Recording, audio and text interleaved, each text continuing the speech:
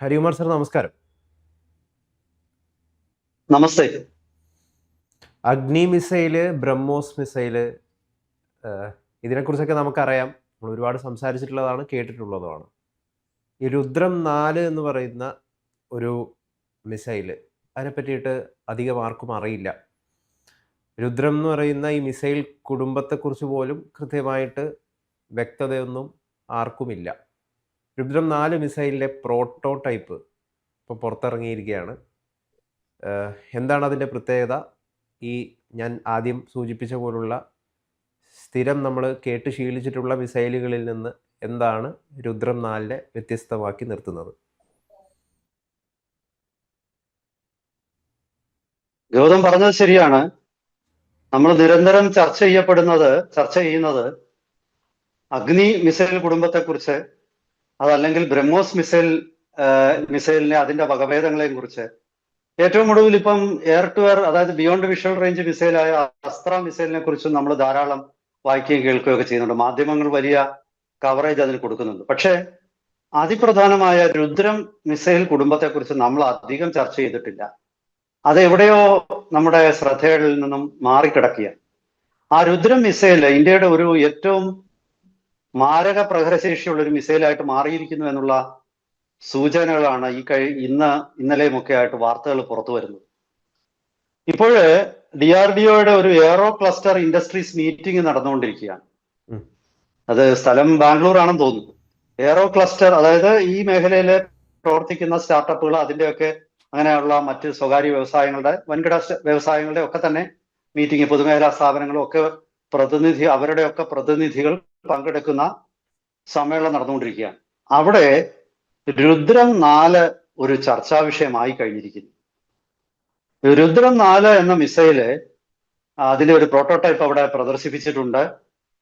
എന്താണ് രുദ്രം മിസൈൽ കുടുംബത്തിന്റെ പ്രത്യേകതകൾ? എങ്ങനെയാണ് ഇവ മറ്റ് നമ്മുടെ മാരക പ്രഹരശേഷിയുള്ള ബ്രഹ്മോസിൽ നിന്നും വേറിട്ട് നിൽക്കുന്നത്? ഇത് ഇന്ത്യക്ക് യുദ്ധത്തിൽ ഏത് തരത്തിലാണ് മേൽക്കൈ നൽകുന്നത്? ഇതൊക്കെ നമുക്കൊന്ന് ചർച്ച ചെയ്യാം. ആദ്യമായിട്ട് നമുക്ക് ഇതിന്റെ ഏതൊക്കെയാണ് ഈ രുദ്രം കുടുംബത്തിലെ മിസൈലുകൾ എന്നൊന്ന് പരിശോധിക്കാം. രുദ്രം 1 നമ്മൾ ആദ്യമായിട്ട് നിർമ്മിച്ച മിസൈൽ. ഇതൊരു ആന്റി റേഡിയേഷൻ മിസൈൽ എന്നുള്ള ഒരു പേരാണ് അന്ന് അറിയപ്പെട്ടത്. എന്താ ഈ anti radiation missile? Anti radiation missile ഈ റഡാറുകളെ, അതായത് റേഡിയോ തരംഗങ്ങൾ ഉൽപ്പാദിപ്പിക്കുന്ന ചില വസ്തുക്കള്, അല്ലെങ്കിൽ ചില കേന്ദ്രങ്ങള്, ചില സ്ഥലങ്ങള്, ഇൻസ്റ്റിറ്റ്യൂഷൻസ്, അതിനെയൊക്കെ തകർക്കുക. റേഡിയോ തരംഗങ്ങൾ വരുന്നിടത്തേക്ക് ഈ മിസൈൽ പോകും. ഈ മിസൈൽ ആ സ്ഥലം ഡിറ്റക്ട് ചെയ്യും, ട്രാക്ക് ചെയ്യും, എൻഗേജ് ചെയ്യും. അതായത് ആദ്യം മനസ്സിലാക്കും, അതിന്റെ പിറകെ പോവും, അതിനെ ഇല്ലാതാക്കും. അപ്പൊ അങ്ങനെയുള്ള ഈ മിസൈൽ, ആദ്യത്തെ രുദ്രം 1ന്റെ റേഞ്ച് 200 കിലോമീറ്റർ ആയി. ആ 200 കിലോമീറ്റർ ഉള്ള രുദ്രം 1 ഇതൊരു എയർ ലോഞ്ച്ഡ് മിസൈൽ. അതാണ് നമ്മൾ പറയേണ്ടത്. ഇതിപ്പം ഈ എയർ ടു സർഫസ് എന്ന് പറയുന്ന കാറ്റഗറി പെടുന്ന മിസൈൽ. അതായത് ഒരു വിമാനത്തിൽ നിന്നും വിക്ഷേപിച്ച് കരയിലുള്ള ചില കേന്ദ്രങ്ങളെ തകർക്കുന്ന. ഇതിന് സീഡ് എന്ന് പറയുന്ന ഒരു ഓപ്പറേഷൻ ഉണ്ട്. സീഡ് എന്ന് പറഞ്ഞാൽ സപ്രഷൻ ഓഫ് എനിമി ഡിഫൻസസ് എന്നാണ്. അതിനൊരു ചുരുക്കപ്പേരാണ് സീഡ്, SEAD. അപ്പോ ഈ സപ്രഷൻ ഓഫ് എനിമി ഡിഫൻസസ് നടത്തുമ്പോൾ ശത്രുവിന്റെ പ്രതിരോധത്തിന്റെ ഒരു പ്രധാന ഘടകമാണ് ശത്രുവിന്റെ റഡാർ. ആ ശത്രുവിന്റെ റഡാർ കേന്ദ്രങ്ങൾ മുഴുവൻ തകർക്കാനാണ് ഈ ഇത്തരം ആന്റി റേഡിയേഷൻ മിസൈൽ ഉപയോഗിക്കുന്നത്. രുദ്രം 1, 200 കിലോമീറ്റർ റേഞ്ചുള്ള രുദ്രം 1, അത് എല്ലാ അർത്ഥത്തിലും തികച്ചും ഒരു ആന്റി റേഡിയേഷൻ മിസൈലായിരുന്നു. അത് ഈ റഡാർ കേന്ദ്രങ്ങൾക്ക് നേരെ മാത്രം പ്രയോഗിക്കുന്ന മിസൈലായിരുന്നു. അത് കഴിഞ്ഞിട്ട് നമ്മൾ രുദ്രം 2ഉം 3ഉം ഇപ്പം ഈ വർഷം അതായത് ഓപ്പറേഷണൽ ട്രയലുകളൊക്കെ നടന്നുകൊണ്ടിരിക്കുകയാണ്. 2027 മാത്രമേ സൈന്യത്തിന്റെ ഭാഗമാകൂ. രുദ്രം 2 ആയിക്കഴിഞ്ഞു. അപ്പൊ ഈ രുദ്രം 2 300 കിലോമീറ്റർ വരെ റേഞ്ച് ഉണ്ട്. രുദ്രം 1 200, രുദ്രം 2 300, രുദ്രം 3 ഇപ്പോ ഓപ്പറേഷണൽ ട്രയൽസ് നടക്കുന്ന അടുത്ത വർഷം വ്യോമസേനയുടെ ഭാഗമാകുന്ന രുദ്രം 3ന് 600 കിലോമീറ്റർ വരെ റേഞ്ച് ഉണ്ട്. ഇത് മാക് 5 എന്ന് പറയുന്ന സ്പീഡിൽ സഞ്ചരിക്കുന്ന ഹൈപ്പർസോണിക് മിസൈലാണ്. ആ അർത്ഥത്തിൽ ബ്രഹ്മോസിനോട് വേണം ഇത് താരതമ്യപ്പെടുത്താൻ. പക്ഷെ ബ്രഹ്മോസ് ഇപ്പോ നമ്മള് നമ്മുടെ പിന്നെ സുഖോയിൽ ഘടിപ്പിച്ചിരിക്കുന്ന ബ്രഹ്മോസ് മിസൈലിന് ഏതാണ്ട് 2.3 തൊട്ട് 2.5 ടൺ വരെ ഭാരമുണ്ട്. ആ ഭാരം അതിന് സമാനമായ വാർഹെഡുകൾ വഹിക്കാനുള്ള ശേഷിയുണ്ട്. 500 കിലോയ്ക്ക് മുകളിലുള്ള വാർഹെഡാണ് ബ്രഹ്മോസ് പിന്നെ വഹിക്കുന്നത്. സുഖോയ് വിമാനത്തിന് മാത്രമേ ഇപ്പോൾ ബ്രഹ്മോസ് മിസൈല് ആകാശത്ത് നിന്ന് ലോഞ്ച് ചെയ്യാനുള്ള ശേഷിയുള്ളൂ. പക്ഷേ ഈ രുദ്രം മിസൈലില് അതിന്റെ ഒരു പ്രത്യേകത, രുദ്രം ഹൈപ്പർസോണിക് മിസൈൽ ആണെങ്കിലും അതിന്റെ വാർഹെഡ് 200 കിലോഗ്രാം മാത്രമാണ്. അതായത് ബ്രഹ്മോസിന്റെ അത്ര വലിയ ഒരു ഭാരമേറിയ സ്ഫോടക വസ്തുക്കളൊന്നും വഹിക്കാനുള്ള ശേഷിയില്ല. പക്ഷേ ഇതിന്റെ വെയിറ്റ് എന്ന് പറയുന്നത് കുറവാണ്. വെറും ഒരു 550-600 കിലോ വെയിറ്റ് മാത്രമേ ഉള്ളൂ. അപ്പൊ അതായത് എല്ലാ വിമാനങ്ങൾക്കും ഈ ഇന്ത്യയുടെ കൈവശമുള്ള ഇപ്പോൾ ഉള്ള റഫാൽ ആകട്ടെ, നമ്മുടെ തേജസ് ആവട്ടെ, അതല്ലെങ്കിൽ നമ്മുടെ സുഖോയിലാണെങ്കിൽ ഒരു 4-5 കുറഞ്ഞത് ഒരു 5 എണ്ണമെങ്കിലും, 5 കൂടുതൽ വഹിക്കാം, 5 എണ്ണമെങ്കിലും ഒരു സുഖോയ് MK-30 വിമാനത്തിൽ ഈ മിസൈൽ കാണും. അപ്പോ സ്വാഭാവികമായിട്ടും ഇത് നിരന്തരമായിട്ട് ഈ മിസൈൽ വർഷിക്കാനുള്ള ഒരു ശേഷിയുണ്ട്. അപ്പൊ ഇതിന് ഭാരം കുറവാണെന്നുള്ളത് ഇതിന്റെ ഒരു മേന്മയാണ്. ഏത് വിമാനത്തിനും ഇത് വഹിക്കാം. ഇത് ഹൈപ്പർസോണിക് വേഗത അച്ചീവ് ചെയ്യും. വാർഹെഡ് കുറച്ച് ചെറുതാണ്. 300 കിലോ 200 തൊട്ട് 300 കിലോ വരെയുള്ള വാർഹെഡ് ആയിരിക്കും ഇത് ഘടിപ്പിക്കുന്നത്. പക്ഷേ തീർച്ചയായിട്ടും ഇതിന് കനത്ത ഒരു സ്ഫോടനം ഇത് നടത്തും. എന്താണെന്ന് വെച്ചാൽ വാർഹെഡ് മാത്രമല്ല, മാക്ക് 5.5 എന്ന ഒരു വേഗതയിൽ വരുന്ന, ഹൈപ്പർസോണിക് വേഗതയിൽ വരുന്ന ഒരു മിസൈല്, ആ വേഗതയുടെ ഒരു കൈനറ്റിക് എനർജിയും ആ കൈനറ്റിക് എനർജിയും കൂടാണ് ഇതിന് സ്ഫോടക ശേഷി കൊടുക്കുന്നത്. ബ്രഹ്മോസിനെ അപേക്ഷിച്ചിട്ടുള്ള പ്രത്യേകത, ബ്രഹ്മോസിൽ റാംജെറ്റ് എഞ്ചിനാണ്. ഇതിൽ റാംജെറ്റ് എഞ്ചിൻ ഉപയോഗിക്കുന്നില്ല. ഇതിൽ ഉപയോഗിക്കുന്നത് റാംജെറ്റ് അല്ല ഉപയോഗിക്കുന്നത്, 2-ലും 3-ലും ഉപയോഗിക്കുന്നത്.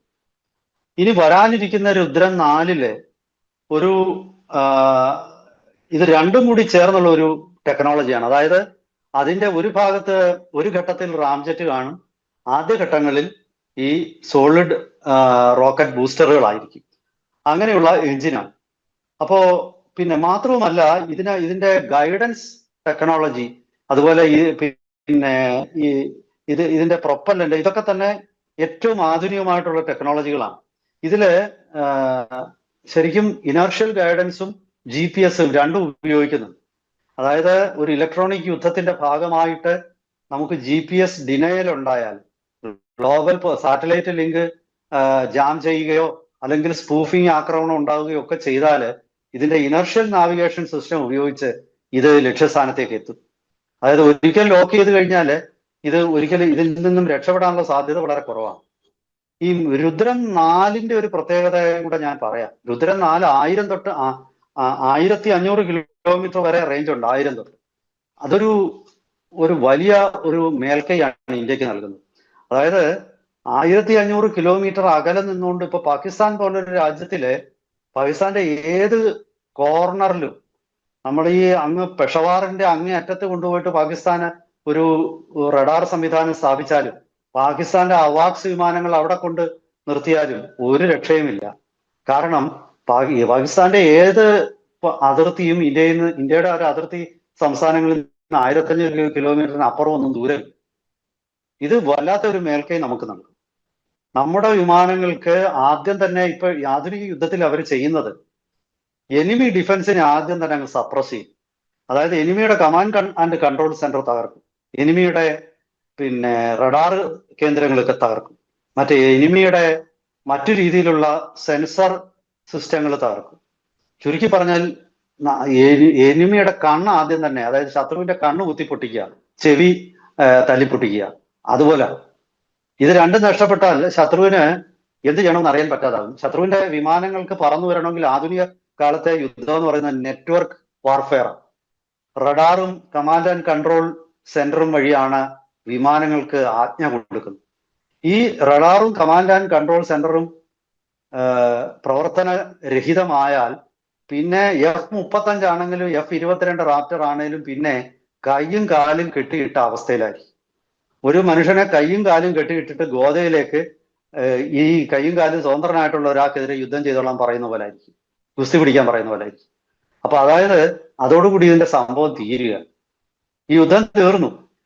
എനിമി പിന്നെ പ്രതിരോധ സംവിധാനങ്ങൾ നശിപ്പിച്ചു കഴിഞ്ഞാൽ അതോടുകൂടി പിന്നെ ശത്രുവിന് യുദ്ധം ചെയ്യാൻ പറ്റത്തില്ല. അവർ വെള്ളക്കൊടി പൊക്കും. പാകിസ്ഥാൻ ഇപ്രാവശ്യം പൊക്കിയതുപോലെ അത് കുറച്ചുകൂടെ നേരത്തെ പൊക്കും. അപ്പൊ ഇതാണ് ഈ ഒരു സംവിധാനത്തിന്റെ ഒരു പ്രത്യേകത. ഈ മിസൈലിന്റെ ഒരു മേന്മ അതാണ്. ആദ്യം ഇത് ആന്റി റേഡിയേഷൻ മിസൈൽ മാത്രമായിരുന്നു, റഡാർ മേഖലകളെ മാത്രം തകർക്കാൻ ഉദ്ദേശിക്കുന്നതായിരുന്നു. റേഡിയോ തരംഗങ്ങൾ വന്നാൽ മാത്രമേ ആ ലൊക്കേഷൻ സ്പോട്ട് ചെയ്യാൻ പറ്റത്തുള്ളായിരുന്നു. ഇപ്പോഴങ്ങനല്ല. ഇപ്പം തന്ത്രപ്രധാനമായി ഏത് കേന്ദ്രത്തിനെ ആക്രമിക്കാൻ ഇത് ഉപയോഗിക്കാം. അതിന്റെ സെൻസറുകളൊക്കെ വ്യത്യാസപ്പെട്ടിരിക്കുന്നു.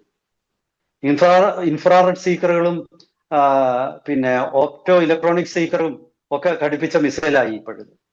അപ്പൊ സ്വാഭാവികമായിട്ടും ഇതിന് ഏത് മർമ്മപ്രധാന കേന്ദ്രത്തെയും ശത്രുവിന്റെ കേന്ദ്രത്തെയും തകർക്കാനുള്ള ശേഷി കൈവന്നിരിക്കുന്നു.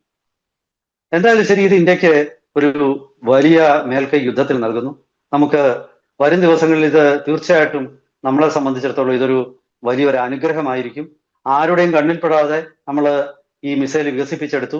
വരും ദിവസങ്ങളിൽ ഇതിന്റെ ഒരു കൂടുതൽ വിശദാംശങ്ങളും വിശകലനങ്ങളുമായിട്ട് നമുക്ക് വീണ്ടും പ്രേക്ഷകരുടെ മുന്നിലെത്താം. എല്ലാവർക്കും ഒരിക്കൽ കൂടി നമസ്കാരം.